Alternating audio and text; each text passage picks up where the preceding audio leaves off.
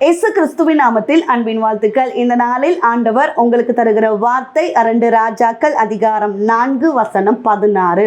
ஒரு பிராண உற்பத்தி கால திட்டத்திலே ஒரு குமாரனை அணைத்து கொண்டிருப்பாய். பிரியமானவர்களே, இந்த காலை வேளையில் உங்களோடு கூட ஆண்டவர் இந்த வசனத்தின் மூலமாக பேச போகிறார். யாருக்கு இந்த வார்த்தை கடந்து வருகிறது அப்படின்னு நம்ம பார்த்தோன்னா, தன்னுடைய புருஷன் வயது சென்ற நபராக இருக்கிறார். இந்த ஸ்திரீயோ மலடியாக இருக்கிறாங்க.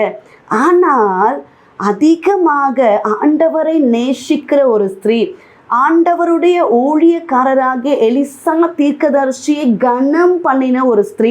எலிசா தீர்க்கதரிசி சூனேமுக்கு வரும்போதெல்லாம் இந்த ஸ்திரீ அவங்கள வருந்தி அழைத்து கொண்டு போஜனம் கொடுப்பாங்களா, அவங்களை தங்க வைப்பாங்களா.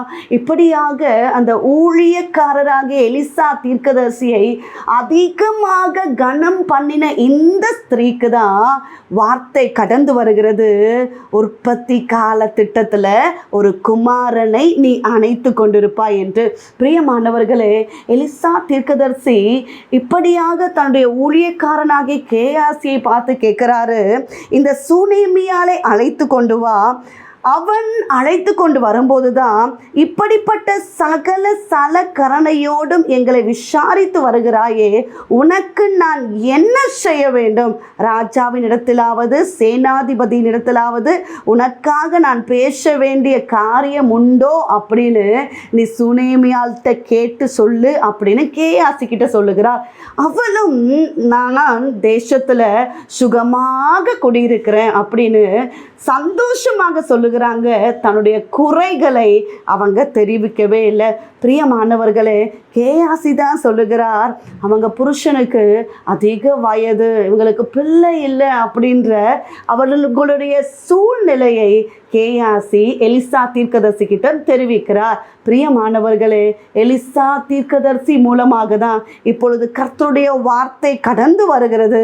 ஒரு பிராண உற்பத்தி கால திட்டத்தில் ஒரு குமாரனை அணைத்து கொண்டிருப்பார். பிரியமானவர்களே, தேவ மனிதனுடைய வாயிலிருந்து வல்லமையான வார்த்தை, கர்த்தருடைய வார்த்தை, அது கடந்து வரும்போது நிச்சயமாக அந்த வார்த்தை நிறைவேறும். எலிசா தீர்க்கதரிசியின் மூலமாக கடந்து வந்த அந்த வார்த்தை வெறுமையாக போகல, அது வெறுமையாக திரும்பி வரல, அந்த வார்த்தை நிறைவேறியது. வேதத்துல பார்க்கிறோம், 2 ராஜாக்கள் அதிகாரம் 4 வசனம் 17 அந்த ஸ்திரீ கர்ப்பம் தரித்து எலிசா தன்னோட சொன்னபடி ஒரு உற்பத்தி கால திட்டத்தில் ஒரு குமாரனை பெற்றாலாம். இந்த கால வேளையில கர்த்தருடைய வார்த்தையை கேட்டுக்கொண்டிருக்கிறீங்க.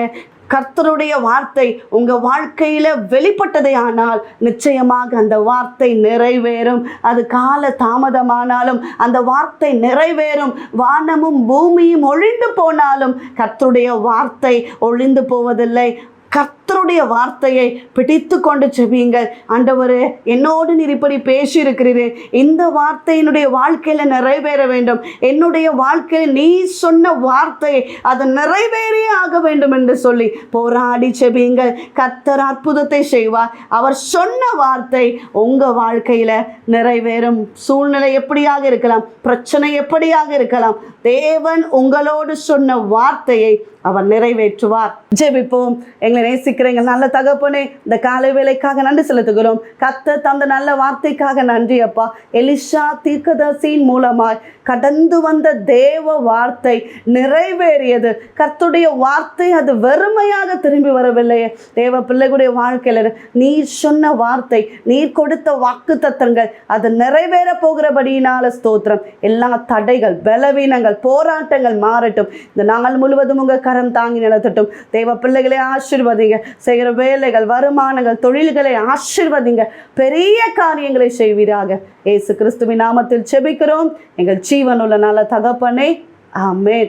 பிரியமானவர்களே, கர்த்தர் உங்களோடு பேசியிருக்கிறார். கர்த்தர் உங்கள் வாழ்க்கையில் உங்களுக்கென்று சொன்ன வார்த்தைகளை அவர் நிறைவேற்ற போகிறார். உங்களுக்காக, உங்களுடைய ஜெப விண்ணப்பங்களுக்காக நாங்கள் ஜெபிக்கிறோம். நீங்களும் எங்களுக்காக, எங்களுடைய ஊழியங்களுக்காக ஜெபித்துக் கொள்ளுங்கள். டிவோஷன் மூலமாய் உங்களோடு ஆண்டவர் பேசுகிறதை எங்களோடு பகிர்ந்து கொள்ளுங்கள்.